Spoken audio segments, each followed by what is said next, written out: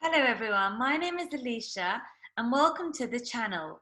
Today we are here with Barbara and it's quite amazing how we came across. From what I remember, I think Barbara came across my blog and then she started commenting me, and honestly that was quite amazing, and she kept giving me like courage and giving me strength, so I really do appreciate that.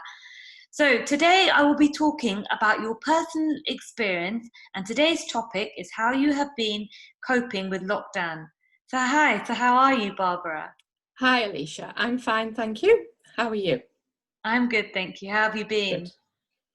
Good. Well, I can't say it's been easy, the lockdown, not been as easy as people might think for me, because I have OCD and obviously I worry a lot more about contamination issues and catching things even without COVID-19. So imagine having that on top of the worries that you have already. So it's been a challenge, shall we say. It's been a challenge. Well, I can only imagine. So OCD, has that been at a young age? Has that been recent? Just tell me a bit more about OCD. Okay, well, OCD, obsessive compulsive disorder, is something that I've had since childhood, although it wasn't really recognised as that illness until I was about 18. But when I was a child, I was a perfectionist child. I was always a worrier. My mum was an anxious lady, but she didn't have OCD. But I always worried about having my schoolwork just so. And even before that, I used to be upset when the soles on my new shoes got dirty. So my mum used to wash them to keep me happy. And at school, before school, I should say, I am an only child. So I wasn't really very happy about other children playing with my toys and messing them up and that sort of thing. And then when I went to school, it was a huge trauma leaving my mum, because it would, I'd spend so much time with her and with my dad, but particularly with my mum when my dad was at work. And I cried and cried and cried because school was such a trauma. However, I was quite a bright little girl, and I did start to enjoy school after a few years, really. I think maybe sort of in the juniors, round about halfway through the junior school, I started to enjoy it. I always pushed myself to achieve. My mum and dad encouraged me, but I was the one who made it very hard for myself because of this perfectionism, because I had to have everything perfect. And when I went to high school, I didn't have anything really of a social life, because I was just always writing lists of how much the homework I had to do. In fact, I was probably more afraid of missing a little bit of the homework, not doing it, than I was of actually the work itself, if that makes sense. Because to me, the biggest scare was when I first went to the school, and it's a big transition, isn't it, from junior school into your high school. And I remember they gave out homework diaries, and I had like some kind of virus, and I was off for 3 days in the first week, and I didn't get a homework diary. And I was so distraught because the teacher just said, oh, well, just write your own list. And I don't think that instigated, I don't think that kicked off the OCD, but it didn't help. So I then started to make a lot of lists of the subjects at school and the work and what homework we had to do. And I was very, very scared of not doing any.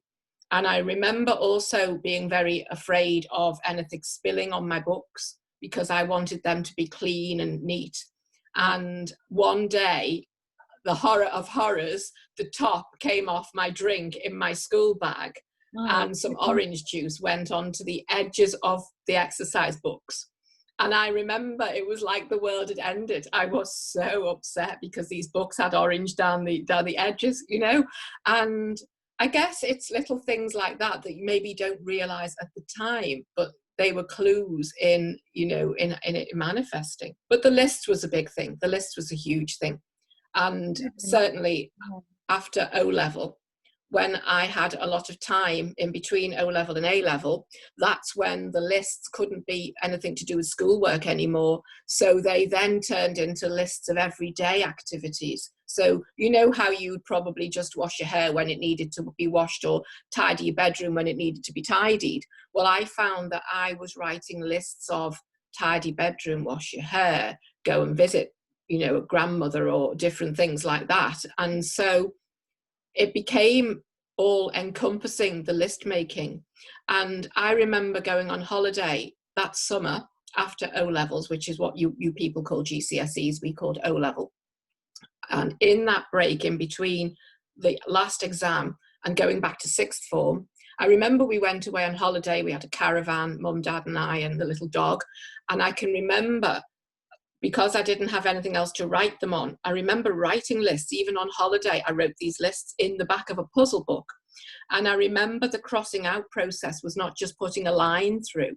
It was heavily going over and over again and not believing. And it's this doubt that is part of the OCD, this doubting that you've done things correctly. So even something as simple as crossing off a list, because I wouldn't believe the things I'd crossed off. Can you imagine? It was this repeatedly going over and over and over. And I got very anxious about this on this holiday.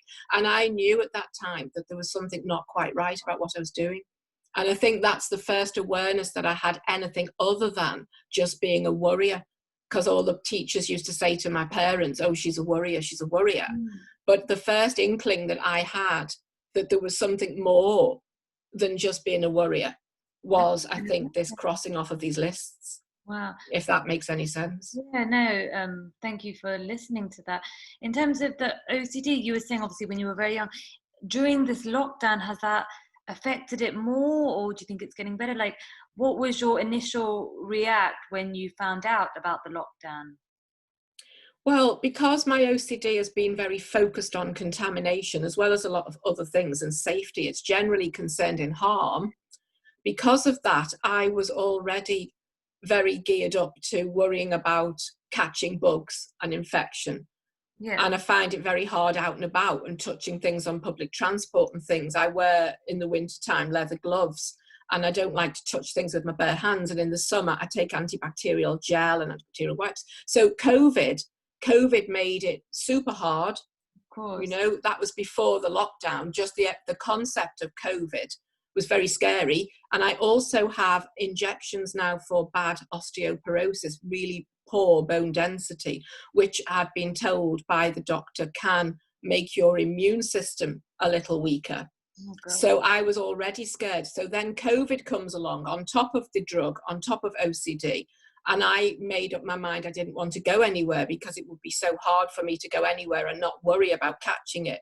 So actually, Alisha, lockdown for me was nowhere near as difficult as for you people out there that don't have these problems, because I really feel quite lucky in that I feel safer when I'm at home than when I'm outside in general anyway. So I'm one of the few people who is actually not too stressed by the actual concept of lockdown, but the actual reason why, and the fear of catching the bug and having shopping delivered and worrying about catching it and things from that. All of those things are a huge worry, but the actual idea of staying in my home doesn't worry me at all. So I think I'm quite lucky in that way. Really, yeah, I guess. I think that sounds a bit more, positive in the sense that yes, definitely a bit positive. more used to it, because now you're used to it. Normally the opposite, from what I'm understanding, is when you go out, you go for a walk, you go to the train, go to the bus, whereas you're at home, it's a bit more a safe place. And absolutely. Does that make you, like, I don't know, how are you feeling during this as well? Are you feeling things are good for you? What's your thoughts, how you generally feel? Well, I'm feeling very afraid on a daily basis in case I catch the dreaded virus.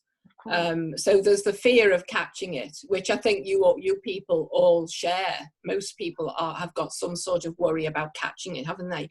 I guess mine is pushed to extremes, because most people probably wouldn't worry about a letter landing on the mat or that sort of thing, whereas I feel the need to clean the carpet underneath the letter that's, and clean out the letterbox in case the postman had it on his fingers. So most people probably wouldn't go to those extremes.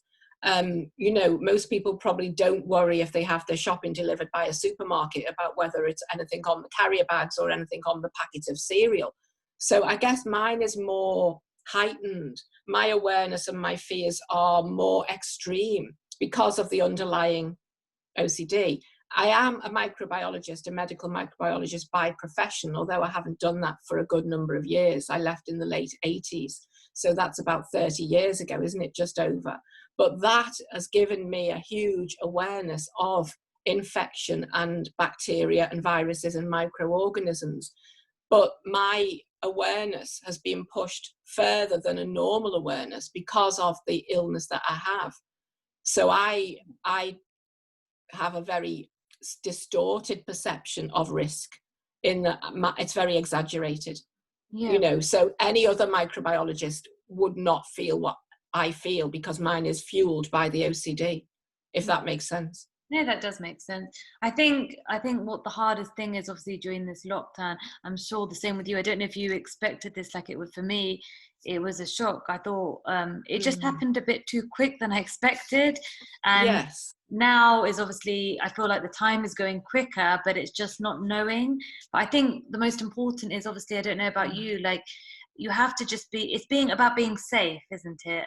It is about being safe, yes. Some people I can understand will be like, oh no, I definitely, I won't go out, I don't want to see anyone. But then I think it's the best of both. You can go for a walk because it's fresh air that you like need it. There's certain things you just have to I think even for you, I don't think that it's the best to overthink, because if you overthink, it will affect you feeling sad, low down. It's like best of both, and like learning more. And not, I think, I don't know if you think as well, I just feel we are so privileged for the stay home, for the nurses, doctors, and all other amazing people at last have done all of this. So I wanted to ask you, how are you feeling? Because I assume you were saying you were living at home alone? Yes, I live alone in a flat. Family and friends, or are you like during this time, do you get to speak to them? Well, I don't have any, I mean, I'm divorced, so I have no partner, no husband, no partner. I have no children. I'm an only child, so I have no brothers or sisters. My mum and dad are both dead. So there's pretty much just me, really. I do have some cousins, but on a day-to-day level, I was used to not seeing people anyway. So I keep in touch with people by phone anyway, or by text or WhatsApp or Messenger, or even on Facebook. So I feel that we're very blessed nowadays to have these means of communication. I think I would feel very isolated if I wasn't in touch with anyone. I don't really mind not having company with me, as long as I can, speak to people, or at least communicate via a message, because I think we all need, as human beings, we all need social interaction of some sort.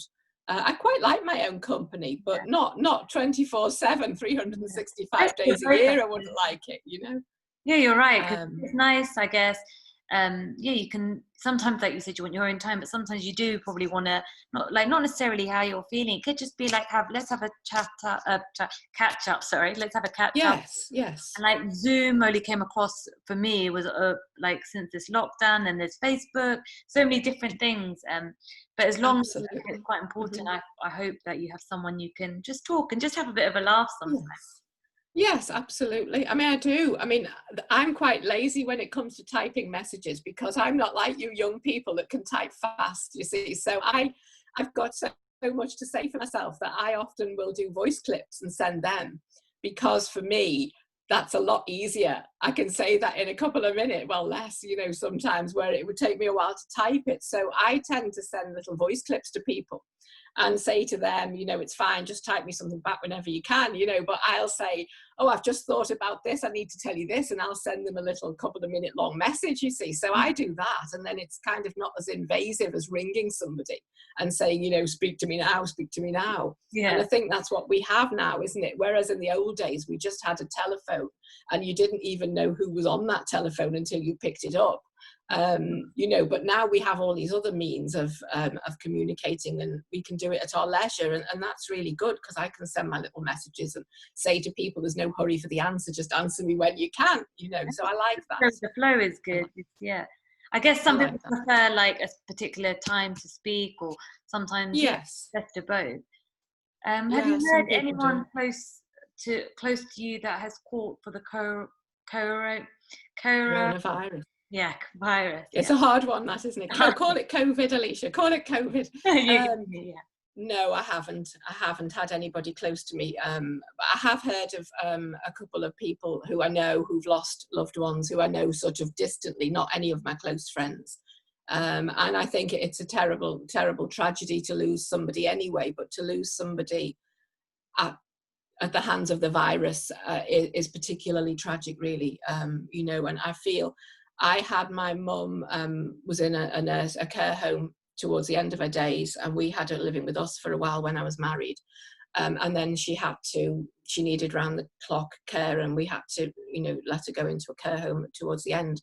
But I am so, so thankful that this virus wasn't around then, because, you know, care homes are terrible for it, aren't they? It's spreading like wildfire around care homes. And my heart goes out to anybody who does have family members in a care home, because it must be so worrying.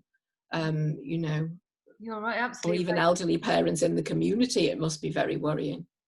You're absolutely right. That I think just not knowing, like you said, whether it's like, yeah, obviously more so is like old people is more worrying, but it's just, I guess the only thing is I like during this time is giving hope, I guess, and praying during this. Yeah, just it's important. I think that people get a bit more of a gives you a bit of a boost to think maybe I did this before, but now I want to do it more.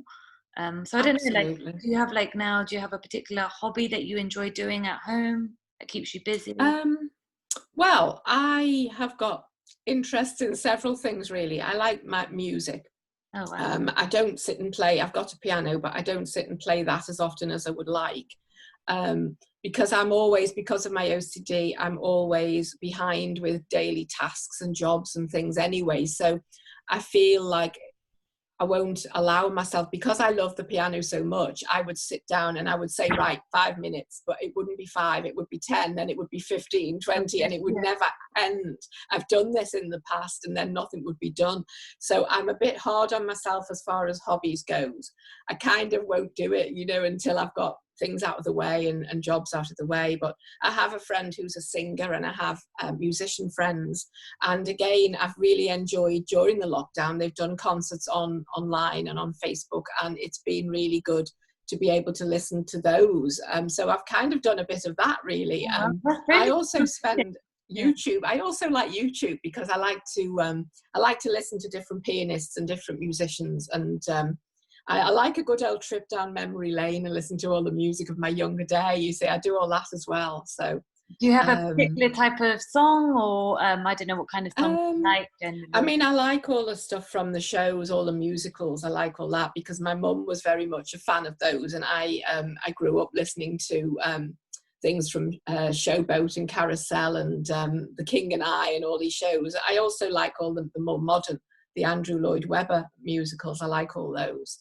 And my mum was very much a fan of Strauss, you know, the Blue Danube and that sort of thing, the music of Johann Strauss. So I like all that. All of those things that remind me. I think I like things that give me a link to the past.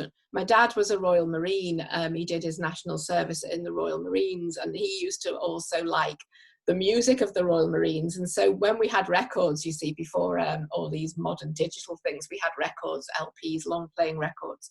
And we used to sit as a little family, and he used to put this music on of these military bands. And my mum used to then have some of her musicals or her Strauss. So I kind of grew up with all that stuff. So it's very nostalgic for me to hear all these songs. So I do enjoy those. Sounds really amazing, and I guess if you like it, and it's also memories, and if it's something that people enjoy, yes, definitely. So what are you hoping to do first after lockdown, or is that something you're excited, or not necessarily? You just prefer? Well, as you can see, my hair is a total mess. I am really, really excited about having my roots seen to and a haircut. That's something that is a real excitement for me, I think, really. So yes, that's top on my list. I don't know really about anything else, to be honest. I can't focus on much else. When you look like this, you don't really focus on anything else. Well, I wouldn't have it till you told me, if I'm honest. Well, thank you. I need to keep my head up and not let it tip down, I think definitely that's the plan. But what about you, Alisha? Have you got any plans to do after lockdown? So my first thing after lockdown will probably see to my nephew and my niece, because Oh, I love kids. So yeah, that's probably the first thing. And then I guess also it's probably nice to see the close family and friends that I know we managed to speak to them like on the Zoom or FaceTime, but by being there personal is like one of the yes, best. And I think it's just nice as well, just to kind of just have the opportunity to go out and just like look around. Kind of, this was before now, definitely. and Mm, I really hope um that, I know like 2020 hasn't started the best, but focusing about mm, the positivity is that um we're there, we're all there to help each other together. um definitely, stay definitely. stay save lives is the most important. Yeah. Absolutely, yes, um so one of absolutely. my next question was, do you feel lonely at times? Because I know obviously you were saying you live at home. Do you sometimes feel like, oh, you need someone? Or but you seem quite, from what you mentioned, you seem actually you're quite happy to have your own time, Absolutely. which is Yeah, very I'll never be lonely. I don't think I'll ever feel lonely. I do feel alone in the world, in that I feel that I haven't got anyone to ask if I need someone to stay with me after sedation, things like that. It's times when somebody says, can you get somebody to come and be with you? And then you think, well, actually, no, I can't. There isn't anyone I can ask. It's those times when you feel alone. But I think there's a big difference to feeling alone and lonely, because even people who have family, they can feel lonely, can't they? It's possible to feel lonely in a crowd. And yeah. I think I am very lucky in that I always have, maybe because of the illness I've got and because I'm so disorganized with having jobs done and things, and I've not long moved house and I've still got things to sort out of my parents and my own things. And I feel that this is going to take up my entire life. I've got so many books to read, so many DVDs I've never watched. And I could, if I was put on a desert island with nothing to do, I would just happily like read these books and watch these DVDs. I guess if that's all you can do, you would quickly get fed up with it. But I think in the grand scheme of things, I don't think I'm ever going to be lonely, because I'm such a chatterbox, as you know. I It's good. like to talk to people, and I would, if ever it came to the fact that, there was absolutely nothing to do and I was bored, I'd probably just look on Facebook or see what people were up to, or message someone or communicate in some way. And I just think, I've got such an inquiring mind. I'm interested in so many subjects. And my mum and dad were both like that. They were both interested in so many things. And I've always been used to stimulating conversations and people having an interest in things, when we've never been the sort of family that would just sit there and stare at the wall and think, what can we do today then? And there's always been something to talk about, something to think about, something to do. And Oh, I think absolutely. that I feel very blessed in that sense, really, because I can relate to people of all ages. I can talk to people young and old and find something of interest in what they say, and hopefully find something interesting to say to them. And Absolutely. I just feel that whilst you've got a brain that works, you can kind of keep it occupied, can't you, in that way, really? I mean, when my mom had strokes, and she had a really bad stroke out of the blue, and she was bedbound, but then even then, she was keeping her brain active. She was reminiscing about our holidays from years ago, and she would talk about, oh, remember when you were little and we did this, this, and this. But also, she would even watch things like Countdown, and she would do the words and she was always wanting to keep her mind occupied. Amazing. And I think I'm a great believer that if you keep thinking of things and doing to the best of your ability, even if you do just go over memories and think of things, I just think it helps to it passes time. And when your body doesn't work, there's ways that, if your brain does, then you can keep that ticking over, can't you? You're absolutely Really. right. Everything you just said, it sounds quite amazing, because it's true. You can just, like, Monday to Friday or Monday to Sunday, you could just be in bed doing nothing. All the other opportunities, the opposite, making the most of your life. Because I Yes. believe that just do what you enjoy doing, and being with like close family and friends. I think it's quite important. Definitely, I agree. Definitely. So the next one Definitely. question I was going to ask is there any tips you would recommend to anyone out?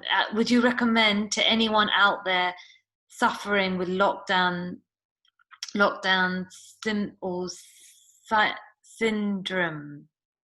You mean somebody that's not really very happy about being in a lockdown situation? Yeah, anything that you can kind of give them, because for me, you are inspiring. So if you can give anything in Oh, the top.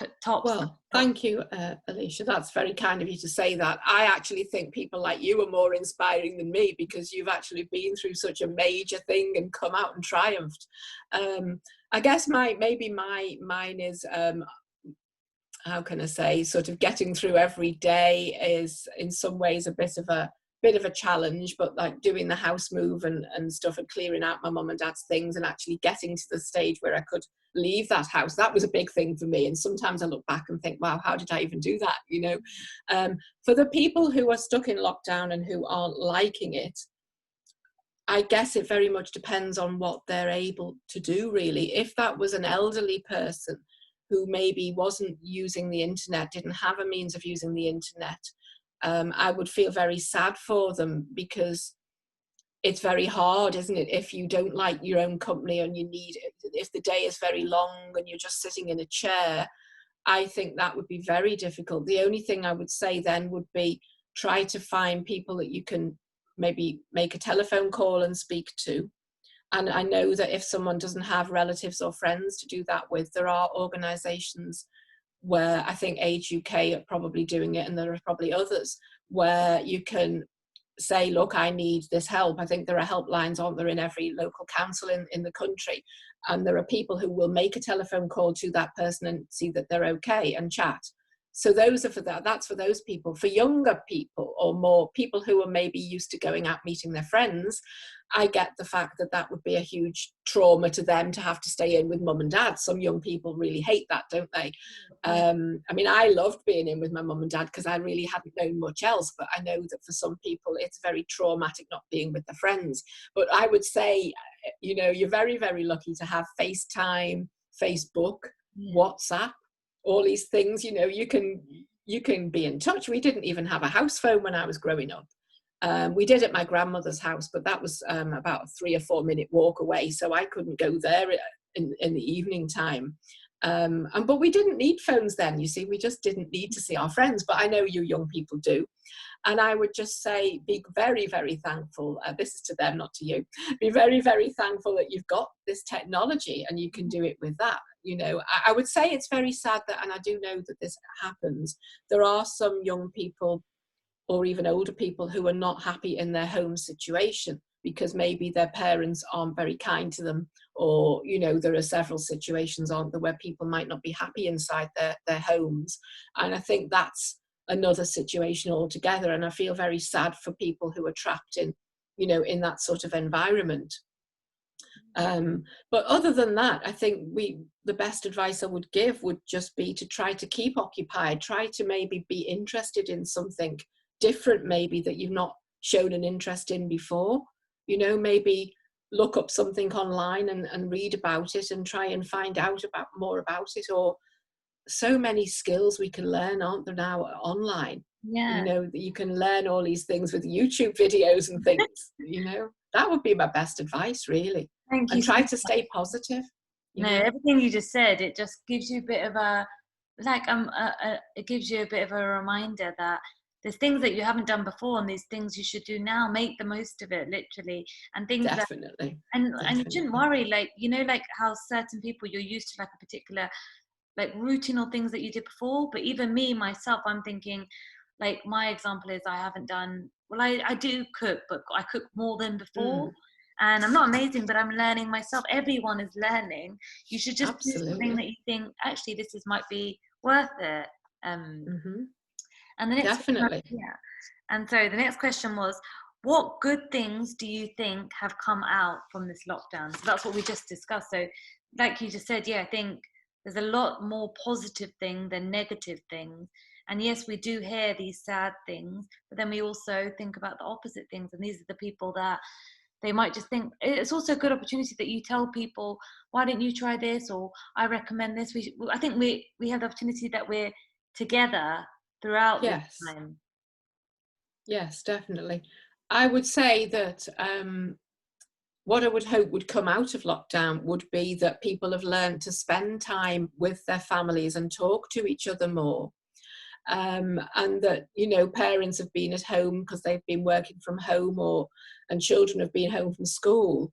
And I think that there's been some sort of a return to how things used to be, where families did sit down together and talk and spend time and maybe watch TV together and that sort of thing. And I would hope that people have gained benefit and some happiness really from that. Because I used to absolutely love, you young people would laugh at this, I used to love on a Friday and a Saturday night, we had a shop near to where I lived when I was growing up as a child in Liverpool, and I used to call it the lemonade shop. And on a Saturday, we used to go and see one of my auntie and uncle, and they had 2 children, and we used to go and see them. And on the way home, we used to get fish and chips, which I thought was a huge treat. And we used to get lemonade from the lemonade shop and sweets. And I used to get things like white mice, little flying saucers, and all these little sweets. My mum used to get, what did she get? My mum used to get things like treacle toffee, and then used to blame it when she needed fillings from the dentist, you know. My dad used to get all sorts of sweets. And we used to sit there. We used to watch. People of a certain age will know about these programs. We used to watch things like the Generation Game and things like that. And I used to think it was such a lovely thing. We used to sit there with our lemonade and our sweets watching the TV as a little family. And I just thought there was no better Saturday night than that, you know. And I just think how lovely if families are sitting down together instead of children going to their friends' houses and people going off down to pubs or whatever. How lovely that people could spend a bit of time as a family, you know. And that's what I think the positive thing. I think people have seen that happen, and people would really enjoyed it. And the kindness, Alisha, the other thing is the kindness that people have, I've had it shown to me. People have said, if you need anything, let me know. And it's very moving and very touching when people who you don't really know that well have offered to help. Yeah, you know, and people, right what you just said, because it's isn't so it? true. Like a lot of people before this kind of lockdown, and now you look at it now. I've even seen like people I might not speak as often, and even now, and it's so important. People who are kind, caring, but they actually mean it, not because we have to, but we want to be there, and we might not necessarily have read it before. But I think time like this is the reflection and thing in the future, even now, and we will still be there. And be there. Definitely. I think it will carry on. My hope is that it carries on. Yeah. But you are such an inspiration, Alisha, anyway. I can't do this without saying that, because you, to me, are absolutely incredible. And I cannot watch one of your videos without crying my eyes out, because of what you went through, because of, I know from my mum what strokes are like, you know, and the way you've triumphed and you've come through this with the help of your mum and dad and your family, and it's just amazing what you've done. And here you are now wanting to help other people, and not even thinking about yourself, but wanting to help other people. And that's not even COVID related, that's before this. That's what you do, and that's such a lovely way to be, and to be so positive and so kind and so caring about other people. So you are my huge inspiration every single day. So thank you for that. Thank you so much. Now I wanted to say thank you so much for having the opportunity to be here on my first time, and also how you are the one who always gives me guidance and giving me strength, saying I can do it. So it's amazing how we're actually speaking properly rather than before we were all messaging. It is amazing. Nice. So thank you so much, Barbara, and I hope thank you, Alisha. End of it, I'm sure we'll definitely continue being in touch. Definitely. That would be lovely. Thank you.